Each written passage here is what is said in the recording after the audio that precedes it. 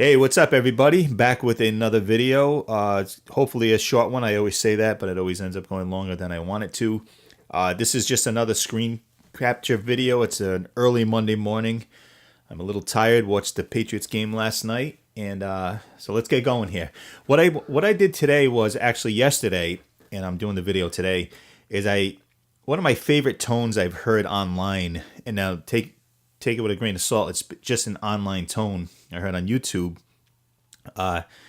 Is Phil X playing the Friedman BE100? I think it's one of the first models of the BE. You can go on there, just type in Phil X Friedman, and you'll see it. He's in a room with a bunch of amps, and he's playing I believe he's playing at Tone Merchants. Anyway, so I just always love that tone. It's what got me to buy a BE100 that I no longer have, but that was the tone that I got that made me want that amp. So what I wanted to do today with the Helix is try to, get a tone that's similar to that. Obviously, there's no Friedman model in the Helix yet. Line 6, that's a hint. But this is kind of what I came up with in a roundabout way to get that similar tone that he's using or he's playing through in that video.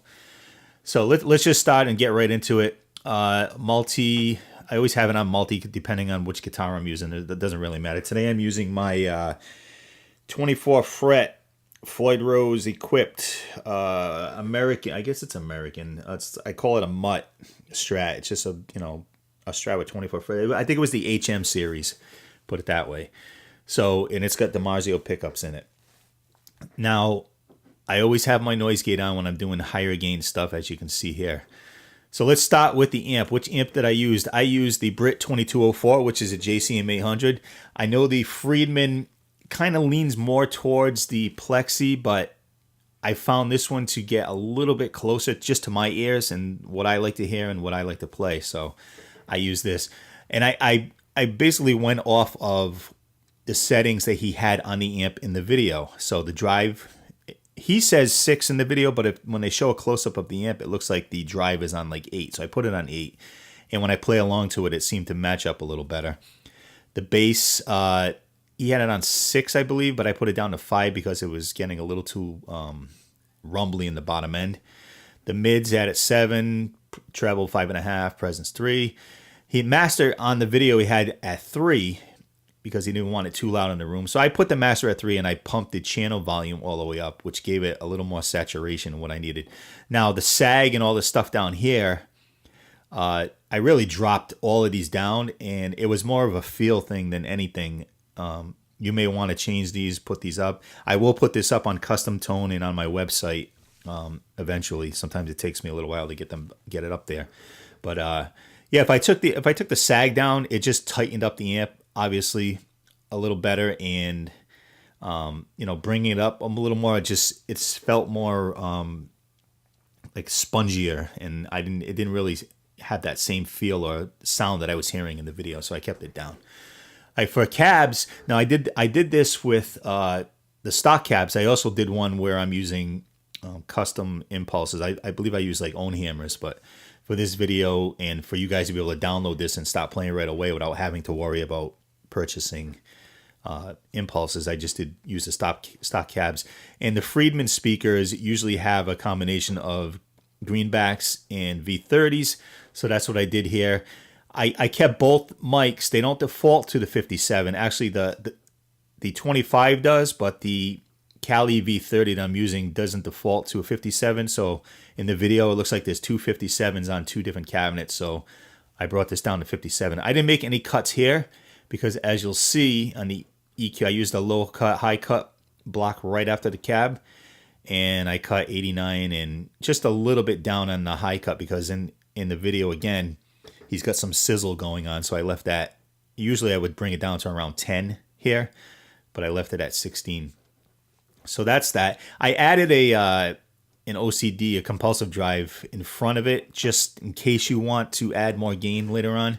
It's there, but as far as the tone that he's playing in the video, he doesn't have any pedals going on. It's just straight into the amp, so that's just an added thing if you want to use it. Then I got path 1 going down to path 2, and I didn't really try to do the same exact type of delay setting or echo or whatever he's got going on in that video.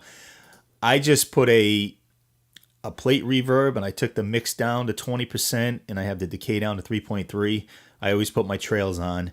Just adds a little ambience in the background there. And then for delay, it sounded like he had some kind of ping pong delay going on, at least with my speakers, where I could hear it going back and forth a little bit.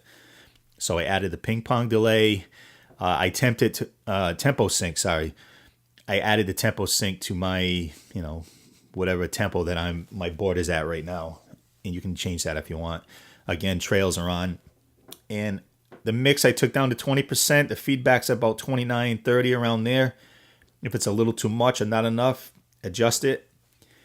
That's about it. I mean, he's basically going right into that amp with a little bit of a time-based effect going on, and that you can hear when he's playing. So I'm just gonna. He plays a few Van Halen riffs, which I'm not up to speed on the Van Halen stuff right now. So I might stick one in there. But he did some Zeppelin. He did some. I think he did Black Sabbath. I'll do some AC/DC. So I'll try. It's probably gonna sound whacked, but I just want to give you an idea of what this sounds like. It actually sounds pretty cool to me. So here we go.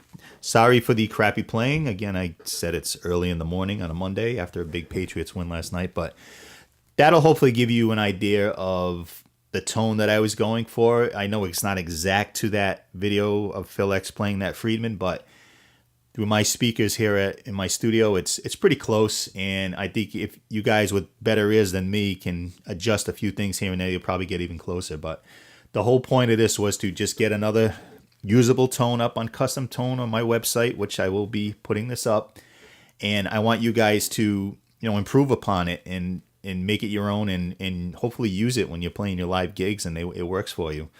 I did have some issue with clipping on this one, so I had to really turn down a couple of things, so hopefully that sorted it out.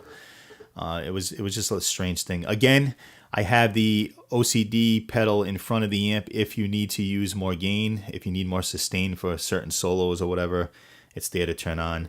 I'll probably assign it to a foot switch on the Helix before I upload this, but I got a bunch of new subscribers since my last video, so that's awesome. Keep the likes and all that coming, questions.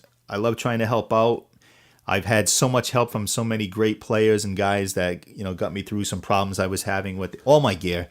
So if I can help out a little bit, giving back, that's all that matters. So as I always say in my videos, subscribe, like, the thumbs up, give me some of those. And also, if you can, share the videos. If you think it's going to help somebody else that might be stuck or is looking for a certain tone, share it. You know, because I do it all the time. I like sharing this stuff. And the best way to get better is to just improve upon your knowledge. And, you know, I watch all the big guys, you know, like Pete Thorne and guys like that, and, you know, that are just total pros at doing this stuff. And I just do my little thing here. And again, I'm rambling, but I just want to thank everybody else out there that I've learned from. So hopefully I can help teach some new guys easier ways to get what they want on the Helix itself, or whatever gear I'm talking about on these videos. So I will say take care, and I'll see you next time. See ya.